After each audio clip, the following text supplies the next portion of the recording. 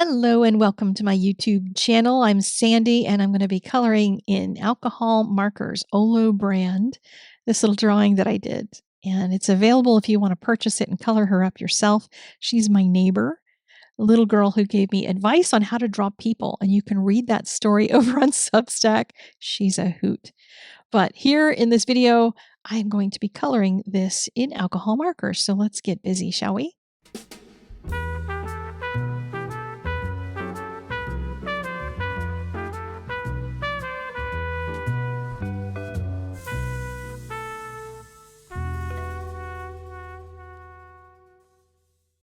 So for this one, I'm going to be coloring her skin tone as though it is normal skin. I'm not doing a green elf or a blue elf. You can make her whatever color you wish.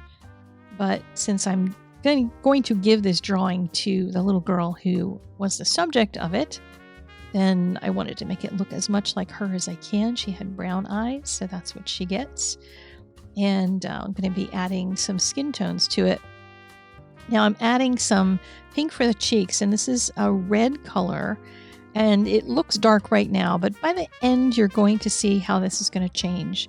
A lot of markers will change color over the course of a drawing, not just because it evaporates, because alcohol, the marker wets the paper, and then you have that kind of wetness in the paper, but you also end up having the relative color around it changes. So when you've got something that's next to some darks, it's going to look lighter. So I'm going to reserve the right to fix that later on and add some more tone into her cheeks. But I'm waiting on the black for the eyes because I wanted to get the other colors around it in first so I don't drag in any of the black into the skin tones. I'm trying to create some planes on her face, so I have highlights like under her eyes, on her nose, on her chin, and a little lighter color in the center where the bridge of her nose would be. But it's kind of a cartoony sort of image, so I'm not too worried about trying to make it hyper realistic or anything. I just want it to look really super cute for this little girl. And if this is popular and you all are interested in this, I'm considering making a whole series of these elf drawings during Inktober. So if I do a whole bunch of them, like one a week during Inktober, is that something you'd be interested in? I'd like to kind of try different ones that have different hair, slightly different position, different outfits, that sort of thing, and have a whole suite of elves. And you can color them for the holidays. You can make them in red and green, or you can color them other things like, January, you might be wanting to do them in blue outfits. Yeah, kind of depends on you and what you want to create. But I may adapt those a little bit more in the future too, because they're really fun to draw this way. The little girl's advice to me was super sweet, and I think you'll love reading the story over on Substack. So I'm coloring her hair in blues, partially to just hold the place of that. I wanted to have some blue tone under it because her hair is black, and I want to have some of that blue showing, but I want to get the rest of the drawing kind of put in here first before I add in all that black. Normally, I would like to add in a lot of those darks so that I have the relative color set and I'll know what my blacks are, but I kind of have that in the eyes, so I don't want to worry about the hair quite yet. Again, so I don't end up pulling any color into her scarf or into the hat. For that bridge of the hat, the brim of the hat, the fuzzy area that I'm doing, I started with a gray number 5, moving into a gray number 3, and then I'll move into a gray number 1. And I left a little lighter color along the bottom of the fuzz, which will help to make it look a little like there's some bounce light maybe hitting from the snow that's on the ground that she might be sitting on, because I was picturing this, of course, being a winter one, and she's all dressed up like this. If I decide to do any that will be other times of the year, then they won't be wearing fuzzy hats. But we'll see.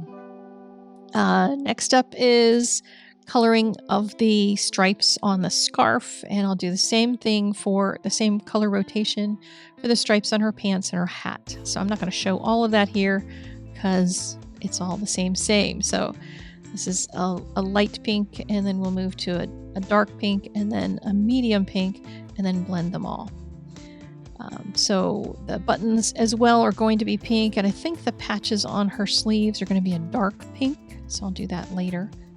But here is the dark pink, putting it at the bottom of the shape of her scarf, and there's kind of a knot that her scarf is tied into, and the stripes turn different directions, so I'm marking all of those places with a little bit of the dark as well. And then I'll use the mid-tone color to start to add almost a little bit of dots in there, so I'll get a bit of that same texture that I got in the fuzzy part of the hat. And that will also carry through in the scarf and be kind of textured, so she has a very warm scarf around her neck, because I want her to be toasty. Let's see. I'm going to be adding some shadow here onto the buttons on her jacket. And then I'll put a little bit of that same shading in the hat up here. I already did it in the legs, but that was off camera, so that's another reason for not including all of the footage, because I got carried away and was not watching what I was doing. But I'm using the mid-tone to spread out the color, kind of, get things to blend. And I only needed that texture in the scarf, so I didn't have to do it on the legs or on the hat. So for the jacket, I decided she's going to wear denim, because I've seen her outside in a denim jacket. So I thought she might get a kick out of noticing that I gave her a jacket that looked like hers. I started with a light blue, and then I'm going to put the medium blue in the center, because I want the center and the back of her jacket to kind of be pushed to the back. So her arms will then look like they're forward. And then I'm going to add all the color around the buttons, and I'm going to leave a bit of an edge right where the edge of the jacket is that buttons up, so that'll catch a little bit of light. For the most part on something like this, I pictured it like the jacket could just be a blob. You don't really have to have a lot of detail in it, because looking at that face is really what most people are going to see when they look at the picture. I've added in here some kind of almost an envelope shape for a pocket for her denim jacket. If you're not doing a denim jacket, the pockets wouldn't make sense, so I didn't include them in the drawing. But you can add anything you want in here. If you want to make it a checkered jacket or like whatever you want, just don't do too many. And I shouldn't say, well, just because it's mine, you can't do this, but I wouldn't add a whole bunch of patterns. I wouldn't have a pattern in the scarf and a pattern in the jacket. Pick one or the other, and try to keep the colors so that they are on the simpler side, because if you add a whole lot of patterns and colors, it'll just get to be a cacophony. So I kept the jacket to being this kind of dark color, and it'll just keep getting darker as I work through it and add more blending and that sort of thing, because I wanted the jacket to kind of disappear. If you want the jacket to be the thing, you want to put a pattern on it, then make the scarf and the pants simpler so that the pattern part will stand out. And I was thinking real carefully about what to do with her gloves too. She has mittens on, and I was debating whether they would be blue so that they would kind of go with her jacket and kind of the way she was sitting when I drew her was so cute. And she had one hand on top of one leg and the other was wrapped around the other leg. And I just thought it was such a cute little pose. I included it. But when I started figuring out, okay, am I going to do her shoes in pink or in blue? I decided on pink, because she's like, pink and blue are her favorite colors, what she told me. So I wanted to give her shoes that were her favorite color. She's probably going to ask her mom to be an elf for Halloween this year or something, now that she can see herself as an elf. But whatever. I'm using the light blue color for the shadows on the bottom of her legs. And that leaves me the ability to have a lot more of the gray in the places that are supposed to be white and fuzzy. So I wanted to have that separation between the colors to be able to do that.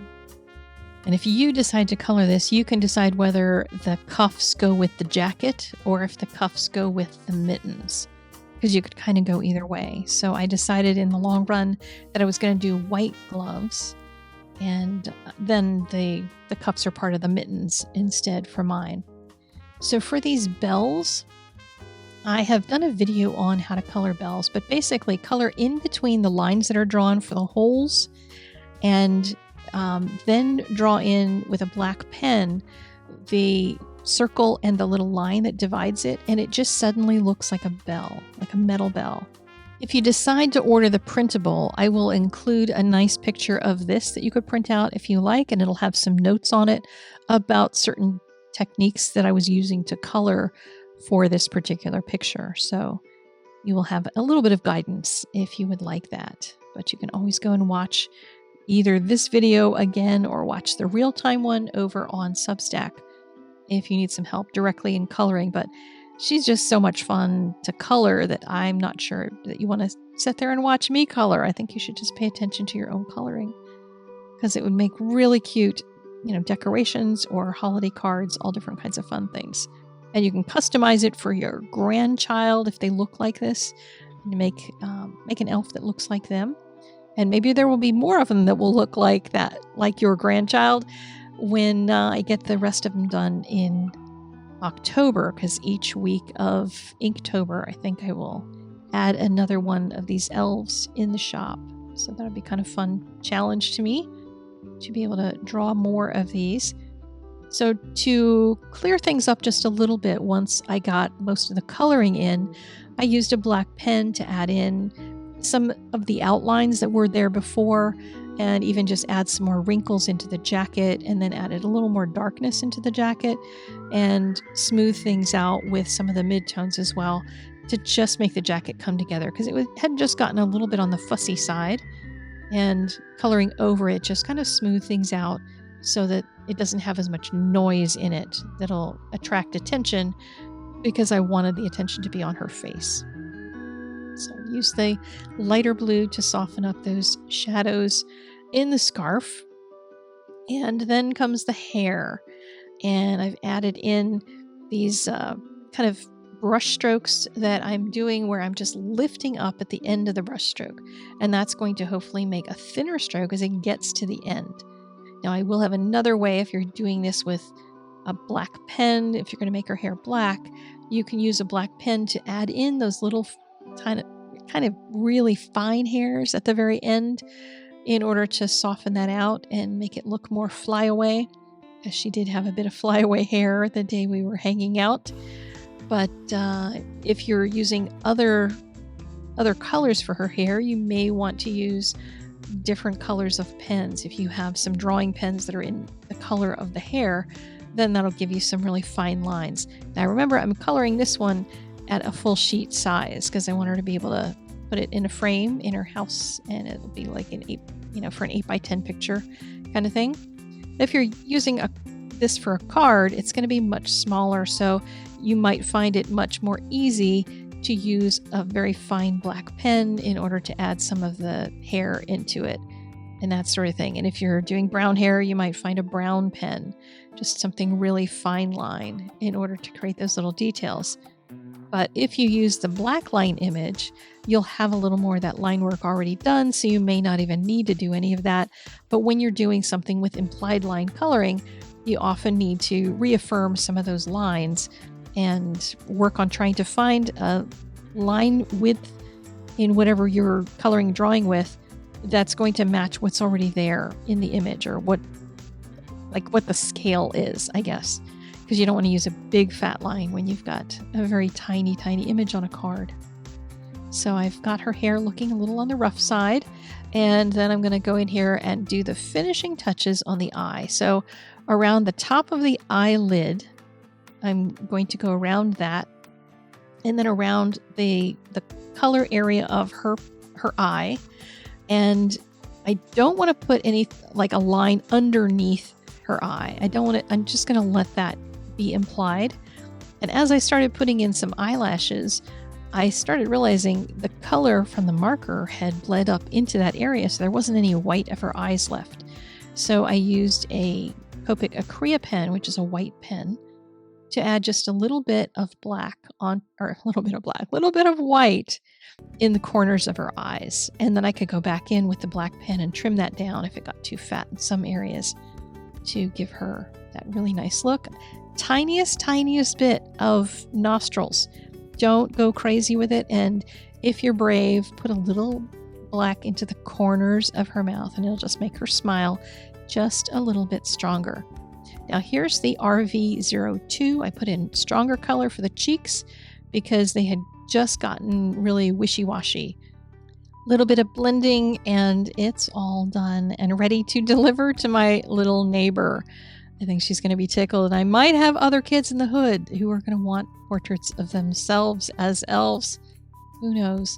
Go over to my Substack. You can see the story of this little girl and how this drawing came to be and the advice she gave me on doing art. And links in the doobly-doo for Substack for getting that image yourself if you would like it, as well as the crafty sale that's going on right now through the end of September.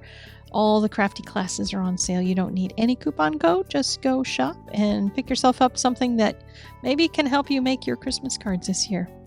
All right, I will see you again next time. Take care and go create something every day. See you later.